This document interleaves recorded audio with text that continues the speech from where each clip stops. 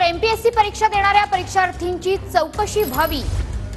RTI कार्यकर्ते विजय कुंभार यांनी राज्य सरकारकडे ही मागणी केली आहे। अनेक परीक्षार्थींनी दिव्यांग असल्याचे पुरावे दिले तसं विजय कुंभारांनी म्हटलंय।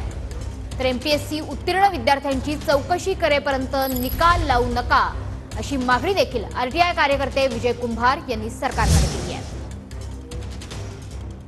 सोबत विजय कुंभार सर, काय सांगाल, काय नक्कीची आहे ती मागणी तुम्ही केली? काय आहे की बरेच विद्यार्थी आणि बरेच सरकारी नोकरीत असलेले लोक सुद्धा नोकरी मिळवण्यासाठी किंवा परीक्षा बसताना सर्टिफिकेट देतात।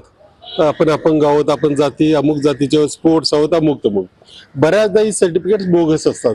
काही जणांनी तर म्हणजे पहिल्या वेळेला एक सर्टिफिकेट दिले, दुसऱ्या वेळेला आणखी म्हणजे 2 वर्षात जो ज्याला कानानं ऐकू येत नाही तो आणखी 2 वर्षांना आणखी एक सर्टिफिकेट घेतो। म्हणजे हे जे अपंगत्व आहे त्यांच्या सोयीनुसार येतो असतं आणि ते नोकऱ्या मिळवतात, त्यांचे वेगळा भत्ता त्यांना मिळतो, बढती त्यांना मिळते। तर असे जे यूपीएससीचे विद्यार्थी पूर्वी पास झालेत त्यांची चौकशी करावी आणि आता इथून पुढे संपूर्ण या प्रमाणपत्राची सखोल तपासणी होत नाही तोपर्यंत त्या परीक्षांचा निकाल जाहीर करू नये अशी मागणी मी पंतप्रधान कार्यालय, नरेंद्र मोदी सर आणि बाकीच्या महाराष्ट्र शासन असेल यांना लिहिलेले आहे। रणजित जाधव, टीव्ही 9 मराठी, पिंपरी चिंचवड।